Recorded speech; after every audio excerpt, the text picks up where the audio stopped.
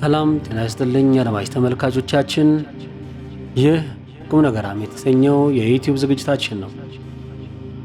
ለዛሬ አሳፍ ኃይሉ የዋህ ዘመን የዋህ ልብ በሚል ርዕስ ስር ያሰፈረውን እንደሚከተለው እናቀርብላችኋለን። ድንቅ አይኖች፣ ውብ እጆች። ሰሞኑን ከጠፋው ይህን የፍራቮን ማሶቭን መጽሐፍ እያነበብኩ ነው። እኛ ከ1989 ዓመተ ምህረት ጀምረና ታሪኳን ደግሞ ወደ 1972 ትመለሳለች። ከአቃቂ ትነሳና መርካቶ አውቶቢስ ተራ ትገባለች። ከአውቶቢስ ተራ ደብረ ብርሃን፣ ከደብረ ብርሃን ደግሞ ብርዷንና ቆሎዋን አፍሳ ደብረ ሲና በዳኛቸው ወርቁ ሰፈር በጣርማ በር ዋሻ ውስጥ ገብታ ደብረ ሲና ትገባለች። ከዚያ ደግሞ አጫጭር የሐረር ሙዝ የመሰሉ ሙዞችን አሳፍሳው ለባለ ታሪኳ ላሸብር ላቀው ታምሩ የሰንበቴን ገበያ አቧራ አስነስታ ታበቃና ደግሞ ወደ ኤፌሶን ወይም አጣዬ ትወስድናለች። የአጣዬን ወንዝ የሙለታንና የሩቄሳን ተራሮች የሙስሊሙንና የክርስቲያኑን እንደ ጋቢ የተሸመነ የመተዛዘን ሕይወት፣ ንግድን፣ ትርፍንና ኪሳራን፣ የአብሮ መኖርን፣ የጉርብትናን ጣዕም፣ እንባና ሳቅን፣ ረሃብንና መብቃቃትን እየቀላቀለች ትቀጥላለች። እኛን የምግብ ረሃብ ብቻ ሳይሆን የመማር ረሃብም ያለብን አድርጋ ስታቀርበን ነገሮችን በምታይባቸው አይኖች አለመገረም አይቻልም። በእነዚያ ይቺ ደራሲ በምትተርካቸው መንገዶች ላይ በሆነ የዕድሜ ዘመን ተመላልሻለሁ። በየመንገዶቹና ኮረብቶቹ አብሬያት በትዝታ ወጣው ወረድኩ። ግን ምን አይነት ትውስታ ነው ያላት! ማመን ያዳግተኛል በእውነት። ከስንት ዓመት በኋላ ጉድ እያልኩ ካነበብኩት የአዳም ረታ የነፋስ መውጫው ሕፃን መዝገቡ ቀጥሎ እያንዳንዷን ነጠብጣብ በማይክሮስኮፕ የምትመለከት ደራሲ ገጠመችኝ። ጉድ ነው። በመንገዷ ላይ የሐደስ ዱቄስ የተቀላቀለበት ቅቤ ስለሚቀቡ የሰሜን ሴቶች፣ እነዚያን ከእናቶቻቸው ስርስር የሚሉ ሕፃናት፣ መሬቱ ተጠርጎ መጥረጊያው በደጁ ላይ የተዋቸውን የመሬት ላይ ሽክርክር መስመሮች አትረሳቸውም። የየሰውን ግልድምና የጎማ በረባሶ ከማሽላው እርሻና ስኳር ከነሚለው አገዳው በአጉሊ መነጽር ትቃኛቸዋለች። የቁርአኑን ትምህርትና የቄስ ትምህርት ቤቶቹን የምንባብ ትግሎች አትረሳቸውም። ደግሞ የቤት ሠራተኛይቱን እናት እንጀራና ወጥ ቆንጠር አድርጋ ለልጇ የምትወስደውን ጨምራ በፍጹም አትረሳቸውም። የጎጆ ቤቶችን ጓዳ ብቻ አይደለም፣ የሳሩንና የባህር ዛፉን ሽታ፣ የከብቶቹን የበጎቹን ጠረን፣ የጫቱን ሴሬሞኒ ከአያቶች ብቻዊ የጥሞና ክፍለ ጊዜ ጋር አዋህዳ ትጠርከዋለች። ከምን ጉድ ጋር ነው ያገናኘኝ ጊዜሩ ብሎ ባለቀ ሰዓት አላውቅም በእውነቱ።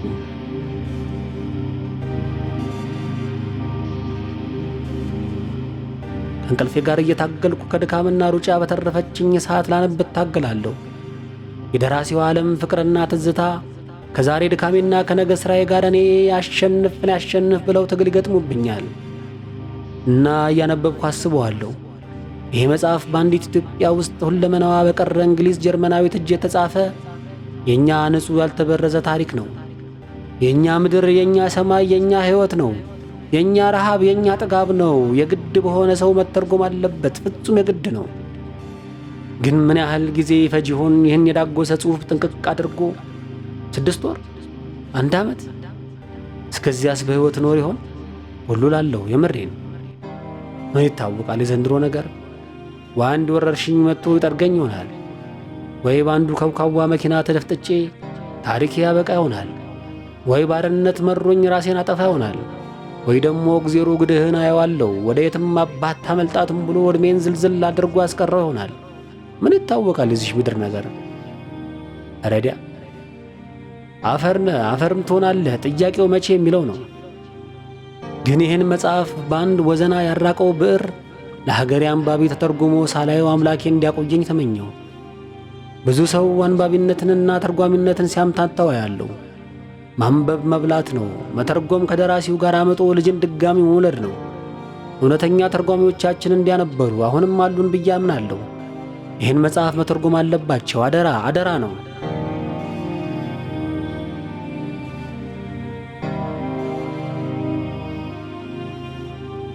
ይቺ ደራሲ ከአዲስ አበባ አውቶቡስ ተራ ተነስቶ በአስመራ መንገድ በኩል ወደ አጣዬ ሜዳውን አሸብርን በአውቶቢሱ ውስጥ አሳፍራ ስትተርክልን በየመንገዱ ሰው የሚጭንና የሚያወርደውን ማሙሽ የሚባል ልጅ ግን ረዳት አትረሳውም። ማት ከነ ሕይወታቸው የሚጫኑ ዶሮዎችን አትረሳቸውም። የፀጉር ቅቤውን ሽታ አትረሳውም። በወንዝ ዳር ልብስ የሚያለቀልቁና በእሾሆች ላይ ልብሶችን የሚያሰጡ ፈገግተኛ ሴቶችን አትረሳቸውም። እና በመኪናው የተለቀቀውን የአስቴር አወቀ ካሴት ከጀርመን ሆና አስቴርን አይከብድም? በቃ ሙዚቃ እንዲህ ነው። ባህርን፣ ዓለምን ይሻገራል፣ ቋንቋ ይሻገራል። በብዙ ገጾች ላይ የምታሰፍራቸውን ሐሳቦች ቃላት እያየው ይህቺ ደራሲ ከኛ እንደ አንዷ ናት አልኩ በልቤ። አማርኛን አቀላጥፋ ሳትናገር አትቀርም፣ ምናልባትም ሌላም የአገራችን ቋንቋ። አስቴር አወቀን 2-3 ስሟን ደጋግማ አነሳቻት። ገረመኝ። በዓሉ ግርማ ታወሰኝ። ሙዚቃና ድርሰት አይጠጣጡም አልኩ በልቤ። የደራሲ ነፍስ ለውበት ቅርብ ነች። ለተራራው፣ ለውሃው፣ ላጎዛው፣ ለጥለቱ፣ ለአበቦቹ፣ ለሰው ውበት ብቻ አይደለም፣ ለጥዑም ዜማዎችም ውበት ነፍሳቸው ትረታለች። ጀርመኗ ፍራቮን ማሶ እውነተኛውን ግን በልብ ወለዳዊ ትረካ የምታቀርበውን ገጸ ባህሪያዋን አሸብርን ከወላጅ አልባ ሕፃናት አዳሪ ትምህርት ቤቱ ጀምሮ የስዕልና የሳሊነትን ፍቅር ያደረበት ታዳጊ ታደርገዋለች። ሲያሰኘው ቀለምና ቡጀዲውን ይዞ ወደ ተራራ ይወጣል። አሁን ወደ አጣዬ እየሄደ ቀለሞቹን ይዞ ባለመምጣቱ ይቆጫል። ግን ፍራቮን ማሶቭ የትኛውን የአስቴር ሙዚቃ በአውቶቡሱ እንደሚንቆረቆር አትናገርም። እኔ አስሼ ፈልጌ ሞላሁበት። ከአስቱካ ሙዚቃዎች እጅግ ልቤን የሚነካ አንድ ዜማ አለ። ከካቡ ዘፈኗ ቀጥሎ እጅግ የምወደውና ስለ ብዙ ነገር የሚያሳስበኝ የፍቅር ዜማ ነው።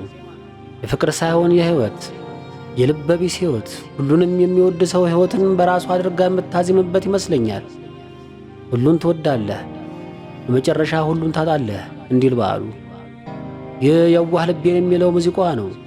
በጣም ይገርመኛል። የአስቱካ አዝያዚያም የመጨረሻ ምጥቀቱና እርጋታው ጫፍ ላይ ደረሰበት ጊዜዋ ይመስለኛል። ይገርመኛል። አሬንጅመንቱ ይገርመኛል። የማይፎካከሩት ቀስ ብለው በድርብቡ የሚቀባበሉት የሙዚቃ መሳሪያዎች ኅብር ይገርመኛል። የጊዜ ሩጫ ይገርመኛል። ይቺ ሕይወት፣ ይቺ ከልኳ የማታልፍ ሰዎች ኑሮ፣ ይቺ ከንቱ አጭር ሕይወቴና አደረሰችኝ ያዞረችኝ ቦታ ሁሉ ይገርመኛል። የዋህ ልቤን ይቺ ደራሲት ባጣዬ አውቶቡስ ውስጥ ሆና ስታደምጠው የነበረው የአስቱ ሙዚቃ ይሄ የዋህ ልቤን ይሆን እላለሁ ስቃዥ። ያኔ ይሄ ሙዚቃ ወጥቶ ይሆን አላውቅም። ግን የአስቱ ሙዚቃ በደራሲዋ ከተጠራ አንባቢ ራሱን ምርጫ ይሞላበት ዘንድ ግድ ይላል። የዋህ ልቤን ሞላሁበት። ለማንኛውም የጠፋሁት ልብ የሚያጠፋውን የአገሬን ታሪክ ከሩጫ በተረፈችኝ ትንፋሽ እያወራረድኩ ስለሆነ መሆኑን ከወዳጆች ጋር ለመካፈል ወይም አብዴት ለመደራረግ ያህል ነው። ይህችን ሳትረሳ በኪታብ የተያዘች ትንቢታዊ ሐሳብ የሞነጨርኩት ጀምር ልቤን የነካበት መንገድ ስጨርስ ምን እንደሚያደርገኝ ያውቀዋለሁ። ከትዕግሥትና ከእግዚአብሔር ጋር የነገ ሰው ይበለንና የማወሳቸው ብዙ ከደራሲዋ የተኖረ ሕይወት የወረዱ ብዙ የእኛን ኢትዮጵያዊ ያረሰ ሕይወቶች የሚዳስሱ የብር ጠብታዎች ይኖሩኛል። የዛ ሰው ይበለን። ፈጣሪ ዕድሜ ይስጠን፣ ሰላም ይስጠን፣ አፍታ ይስጠን። ከራሳችን ከፈጣሪያችን ከቀልባችን የምንመካከርበት የረጋ አፍታ። ፈጣሪ አምላክ ትውልዳችንን ይባርክ። በበኩሌ ሰበብ ሳገኝ የዋህ ልቤን እያደመጥኩ ነው። አስቴር አወቀ። እርም ያጣ ሰውነት፣ እርም ያልፈጠረበት፣ የማይጨክን ገላ ሐሞት የሌለበት፣ ነጋ ጠባ መውደድ የሚቀጥልበት። ስንቱ ነው እንደኔ ቀልቡ የራቀበት? ስንቱ ነው እንደኔ ቀልቡ የራቀበት?